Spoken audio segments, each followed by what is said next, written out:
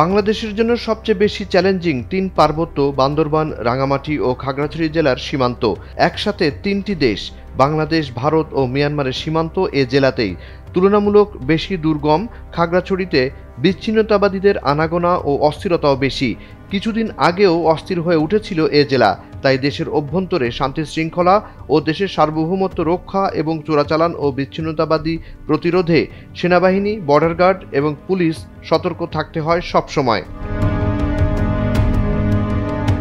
ফ্যাসিবাদের আমল শেষে অন্তর্বর্তী সরকারের সময় বাংলাদেশের সার্বভৌমত্ব রক্ষা ও চোরাচালান প্রতিরোধে আগের তুলনায় বেশি সক্রিয় বর্ডার গার্ড বাংলাদেশ বিজিবি। পার্বত্য চট্টগ্রামের দুর্গম সীমান্ত এলাকার সুরক্ষা এবং নিরাপত্তা নিশ্চিতে নতুন ব্যাটালিয়ন গঠনের পরিকল্পনা নিয়েছে বর্ডার গার্ড বাংলাদেশ বিজিবি। 2 ব্যাটালিয়নের আওতায় সীমান্তে নতুন করে বসানো হচ্ছে 30টি বর্ডার আউটপোস্ট বা বিওপি। সবশেষ খবর অনুসারে চূড়ান্ত অনুমোদনের অপেক্ষায় আছে সংশ্লিষ্ট মন্ত্রণালয়ের এ পরিকল্পনা। 5 অক্টোবর রোববার চট্টগ্রামের মিরসরাই উপজেলার করেরহাটের পাহাড় ও বনাঞ্চল বেষ্টিত দুর্গম সীমান্তে এক বর্ডার আউটপোস্ট ছোট ফরিঙ্গা বিওপি উদ্বোধনের সময় এমন তথ্য জানা যায়। চট্টগ্রাম দক্ষিণ পূর্ব রিজিয়নের commander brigadier general Sohel Ahmed সাংবাদিকদের এসব তথ্য জানান। ব্রিগেডিয়ার জেনারেল সোহেল আহমেদ বলেন, পার্বত্য চট্টগ্রামের সীমান্ত বাংলাদেশের সমতল সীমান্তের মতো গতানুগতিক নয়।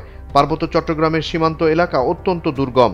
যেমন রাঙামাটির বাঘাইহাট ও মরিচ্চা ব্যাটালিয়ন আওতাধীন দুর্গম এলাকায় এমন বিওপি আছে যেখানে যেতে পায়ে হেঁটে 4 দিন লাগে। ফলে এসব এলাকায় সবসময় নিরাপত্তা নিশ্চিত করা চ্যালেঞ্জিং। দক্ষিণ পূর্ব রিজিয়নের আওতায় পার্বত্য জেলার দুর্গম সীমান্তে নতুন 2টি ব্যাটালিয়ন চালু হলে বিশাল দুর্গম সীমান্ত এলাকার সুরক্ষা ও নিরাপত্তা নিশ্চিত করা যাবে।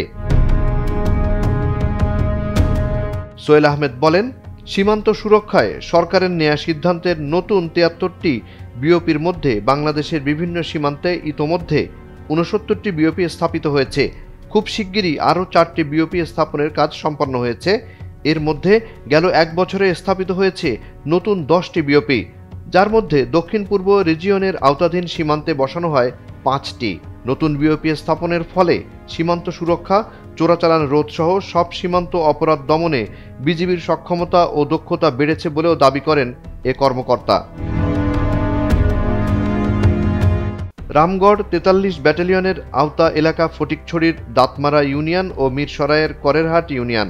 এখানকার প্রায় 5 কিলোমিটার সীমান্ত এলাকা পাহাড় ও বনভূমি বেষ্টিত দুর্গম, যা বিজিবির পক্ষে অভিযান চালানো ছিল বেশ চ্যালেঞ্জিং। ছোট ফরিঙ্গা বিওপি বসানোর ফলে দীর্ঘদিন অনেকটা অরক্ষিত থাকা বিশাল এ সীমান্ত এলাকা এখন সুরক্ষিত হলো। এভাবে পার্বত্য সীমান্ত এলাকায় নতুন বিওপিগুলো বসানো গেলে সীমান্ত ও স্থানীয় নিরাপত্তায় ভালো ভূমিকা রাখতে পারবে বিজিবি। জুনায়েদ আলী সাকি, বৈশাখী সংবাদ।